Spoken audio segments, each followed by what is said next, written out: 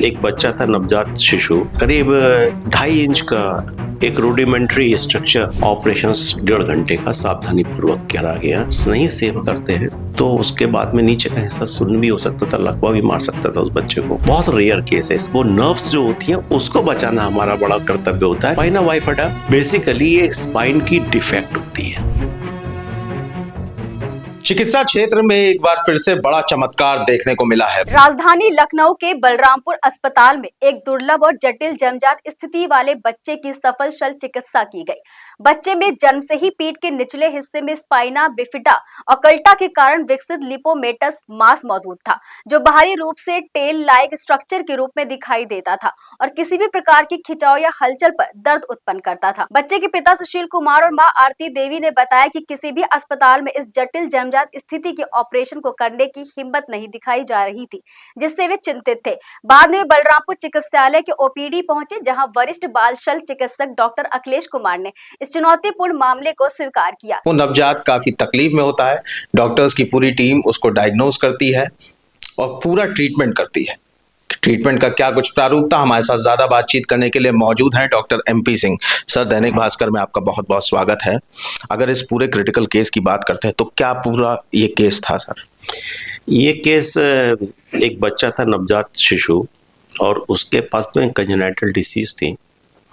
उस congenital disease में उसके बहुत रेयर होता है, करीब 2.5 इंच का एक रूडिमेंट्री स्ट्रक्चर, जो कि उसके कॉकेक्स से लेकर जो इस पीछे की रीढ़ की हड्डी होती है उसके निचले हिस्से से आगे की ओर बाहर की ओर जा रहा था।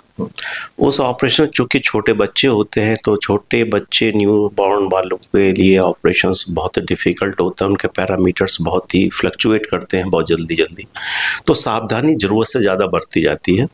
तो डॉक्टर अखिलेश जी जो यहाँ के पीडियाट्रिक सर्जन हैं, उन्होंने मुझसे कांटेक्ट करा और मेरी टीम से कांटेक्ट किया, और करने के बाद में चूंकि सेकंड उसमें दिक्कत और होती है कि बच्चे को चूंकि हमको पलटना पड़ता है, तो हम उसको एक ट्यूब के माध्यम से जो सांस, हम उसकी सांस रोकते हैं, उसके पास में आर्टिफिशियल हम सांस देते हैं, तो ट्यूब डालनी पड़ती है। ट्यूब डालने के बाद बच्चे को पलटा, और पलटने के बाद करीब ऑपरेशन 1.5 घंटे का सावधानी पूर्वक करा गया, और उसके बाद उसका रिजल्ट भी बहुत अच्छा रहा। बच्चा सही स्वस्थ है और माँ भी खुश है, उसके पूरे परिवार बहुत खुश है। तो इस बलरामपुर चिकित्सालय में जो हमारे निदेशक महोदया हैं और CMS जी अधीक्षक साहब हैं, इन सब लोगों का काफ़ी योगदान रहा। इन सब लोगों ने मिलकर हम सब लोगों को जो चीज़ें ज़रूरत थी उन्होंने उसको मंगा दिया।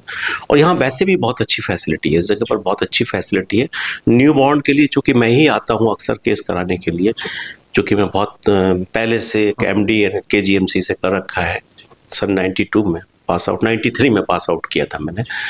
तब से ये अनुभव, पीडियाट्रिक्स मेरा विभाग है, तो मुझे पीडियाट्रिक्स ऑपरेशन करने में काफ़ी अच्छा लगता है कि बच्चों के लिए।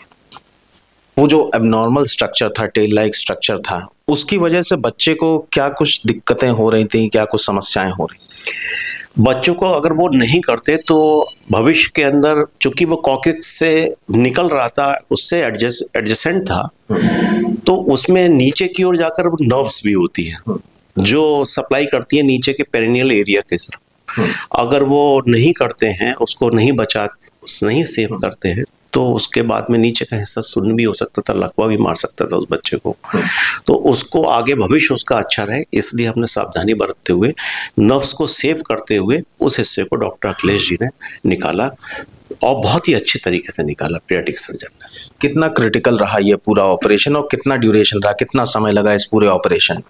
करीब 1.5 घंटे का ऑपरेशन हमको, ऑपरेशन टू ऑपरेशन की बात करूंगा मैं, बाकी उससे पहले हमने प्रिपरेशन करनी पड़ती है, वो एक अलग चीज़ है, लेकिन 1.5 घंटे का पूरा ऑपरेशन का टाइम करीब रहा। जी, प्रिपरेशन की अगर बात करें तो प्रिपरेशन किस लेवल पे की गई, क्या कुछ मास्टर प्लान तैयार किया गया और किस तरीके से उस बच्चे को राहत देने का कार्य किया गया? बच्चे का एक नियम होता है कि हम जब बच्चे ऑपरेट करने जाते हैं तो 4 घंटे पहले उसकी फास्टिंग को रखना पड़ता है, कि हम उसको कुछ मुंह से ना लें।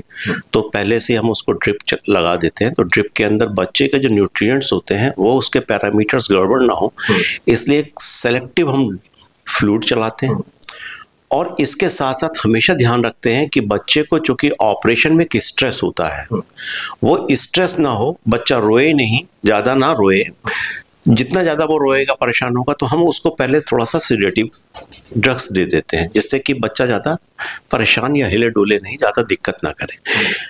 और ऑपरेशन वाले दिन के लिए, चूंकि ये प्लान्ड ऑपरेशंस था, तो हमने उस दिन ऑपरेशन थिएटर में पहले ही बोल दिया था कि ये ऑपरेशंस हम बिल्कुल सेपरेट ओटी में करेंगे, जो हमारे यहाँ स्पेशलाइज्ड ओटी है, सुपर स्पेशलिटी ओटी है, जिसके अंदर हम न्यूरो सर्जरी के भी केस करते हैं, पीडियाट्रिक्स के भी केस करते हैं। तो उस दिन हमने एक अलग से टीम आई थी, जिसमें मेरे साथ में डॉक्टर सादिक अली मिर्जा भी थे, साथ में मेरी एनेस्थीसिया टीम में मैं था, मैं ही उसको गवर्न कर रहा था। तीसरे वाले में हमारे साथ में बाकी इंटर्न बच्चे रहते हैं, और स्टाफ नर्सेस में उर्मिला थी। उर्मिला काफ़ी सीनियर सिस्टर हैं, अब तो सिस्टर हो गई हैं स्टाफ की जगह, उन्होंने उसमें असिस्ट किया था। जी, इस तरीके का, चूंकि आपका एक काफी लंबा अनुभव है, इस तरीके का केस आपने पहले भी कभी देखा है सर?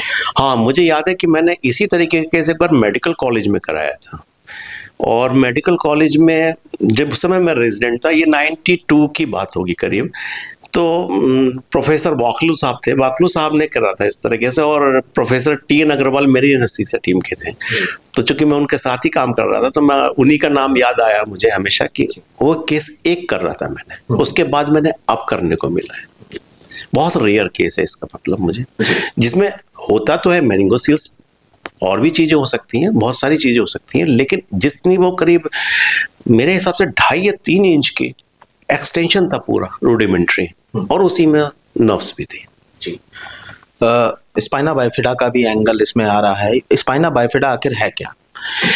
स्पाइन नॉर्मल कंडीशन, वही मैंने आपको बताया ना कि जो कॉकेक्स वाला पोर्शन होता है और सैक्रम का पोर्शन होता है, ये लगभग अगल बगल था। जब हमने उसको ऑपरेट किया था, तो उसमें देखा था कि जो नीचे की हड्डी होती है, रीढ़ की हड्डी, ऊपर से नीचे तक चली आती, चूंकि उसमें लाइन से थोरेसिक भी है, सर्वाइकल है, फिर थोरेसिक है, फिर लंबर है, लंबर के बाद में सैक्रम आता है। सैक्रम के ठीक नीचे की ओर कॉकेक्स हड्डी होती है, जो कि चारों मिल चुकी होती हैं, वो जुड़ी होती है सैक्रम से। सैक्रम नियम के हिसाब से दोनों तरफ की चीजों को भर जाना चाहिए, कभी कभी वो नहीं भरती। ये कंजेनाइटल इसलिए मैंने बोला था, जब वो नहीं भरती तो उसके कंपोनेंट सब बाहर आने लगते हैं। वही तो मैंने आपसे बताया पहले कि वो नर्व्स जो होती हैं उसको बचाना हमारा बड़ा कर्तव्य होता है, क्योंकि ये लकवा लग सकता है। तो हमने उसको बचाने के, डॉक्टर, ये सर्जन का वर्क होता है, मेरा कार्य होता है मरीज को उस पूरे 1.5 घंटे के ऑपरेशन के अंदर उसे कंफर्टेबल रखना है, मरीज को कोई दिक्कत नहीं आए और सर्जन कंफर्टेबल रहे, जिससे कि वो सही वातावरण में सही तरीके से काम कर सके, बच्चा हिले डुले नहीं। तो हमने उसको बाद वेंटिलेटर पर ले लिया था और बराबर निगरानी करते रहे। स्पाइना बाइफिडा बेसिकली ये स्पाइन की डिफेक्ट होती है, जो कि नॉर्मली नहीं होनी चाहिए, लेकिन ये रेयर होती है किसी किसी के कंजेनिटल अबनॉर्मलिटी की वजह से। बलरामपुर अस्पताल की अगर बात करें तो बेहतर स्वास्थ्य सुविधाएं देने के लिए लगातार क्या कुछ इनिशिएटिव लिए जा रहे हैं सर? चूँकि मैं तो बहुत सारी जिम्मेदारियां मुझको मेरी निदेशक महोदया ने दे रखी हैं, तो मैं आईसीयू को जो 28 बेड का है, मैं उसको भी रन करने की जो संसाधन है मुझे मिलते हैं, उस संसाधन में काफ़ी अच्छा मैं रिजल्ट देने की कोशिश करता हूँ। और मैं ये कह सकता हूँ कि एक समय में हमारे 5 ओटियाँ चलती हैं, जिसमें बड़े बड़े ऑपरेशंस होते हैं। न्यूरो सर्जन भी हमारे पास में है, हमारे पास पीडियाट्रिक सर्जन भी है, यूरो सर्जन भी है, जो MCH होते हैं, सुपर स्पेशलिस्ट होते हैं, ये भी है। और साथ में हमारे साथ में नॉर्मल जनरल सर्जन भी रहते हैं। ऑर्थोपेडिक्स के भी बहुत अच्छे अच्छे सर्जन हैं। चूँकि मैं एनेस्थेटिस्ट हूँ, तो मैं तो सब जगह के हर ओटी के बारे में जानता हूँ, और मैं सब जगह विजिट करना होता है मुझे। हड्डी में ऑर्थोपेडिक्स के केसेस के अंदर खासकर ये टोटल हिप जॉइंट करते हैं, टोटल नी जॉइंट करते हैं, लिगामेंट रिपेयर्स करते हैं, काफ़ी अच्छा काम कर रहे हैं। सारे डॉक्टर्स यहाँ के बहुत अच्छा काम करते हैं, काफ़ी वर्क करते हैं। Thank you so much sir. तो यूं ही नहीं, डॉक्टर्स को धरती का भगवान बोला जाता है, क्योंकि एक एबनॉर्मल टेल लाइक स्ट्रक्चर उसके निकला होता है, जिसको कि डॉक्टर्स की टीम डायग्नोज करती है, ऑपरेट करती है, और ये ऑपरेशन सक्सेसफुल होता है। कैमरामैन साकेत के साथ मैं सचिन तिवारी, दैनिक भास्कर, लखनऊ। राजनीति हो या क्रिकेट, देश विदेश की ब्रेकिंग हो या आपके मोहल्ले की बड़ी खबर, सब मिलेगा एक ही ऐप में, सबसे तेज और भरोसेमंद। अभी डाउनलोड करें दैनिक भास्कर डिजिटल।